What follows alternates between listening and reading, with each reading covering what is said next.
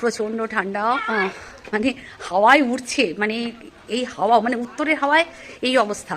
মানে এটা কিন্তু বেশ মানে ঠান্ডা, মানে অন্যরকম ঠান্ডা। কিন্তু স্টুডেন্ট উইকে যেমন খুশি সাজোর একটা প্রতিযোগিতার অ্যারেঞ্জমেন্ট করেছিলাম, যেহেতু বাচ্চা খুব কম, তারা নিজেদের মতো করে চেষ্টা করেছে। এই কাজ করতে হবে, ভিক্ষা করতে নেই, কাজ করতে হয়, ঠিক আছে? কাজ করো, তবেই পয়সা পাবে।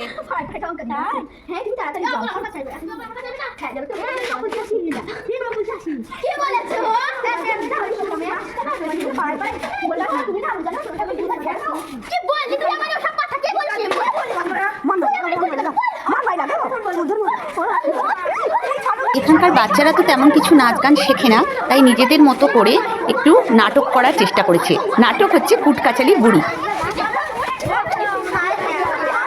হাততালি, সবাই হাততালি। এই মেয়েটি টিচার সেজেছে। মহিলা টিচার বলতে আমার স্কুলে একমাত্র আমি, তো আমাকে দেখো কেমন নকল করছে। ঠিকঠাক করে করেছো তো? এই দেখো এখন সেই রুটিনগুলো বোর্ডে কিন্তু লেখা আছে। আমরা সবই করিনি। এই ক্লাস 5 রা কিন্তু বই বের করো বাংলা। একজন আবার সেজেছে ডাক্তার, দেখো কেমন ডাক্তারের অভিনয় করছে।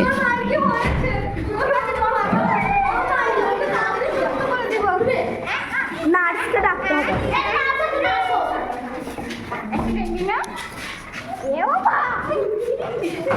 এই যে ডাক্তার চেক আপ করছে।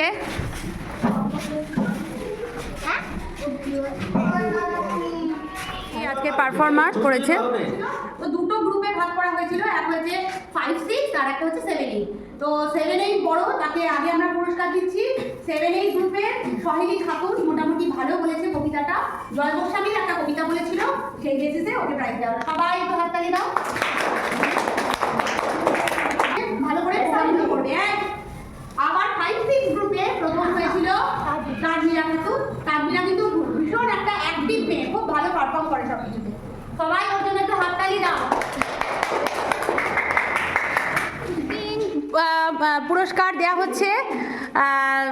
সেখানে 5, 6 গ্রুপের প্রথম হয়েছে মৌসুমী মণ্ডল, আর 7, 8 গ্রুপের প্রথম হয়েছে শোভান শেখ। সবাই ওদের জন্য একটু হাততালি দাও জোর করে। আগামী দিনে একটাই তোমাদের কাছে বারবার বলা, বাড়ি জীবনে জানো তো অনেক কিছু নেগেটিভ আছে।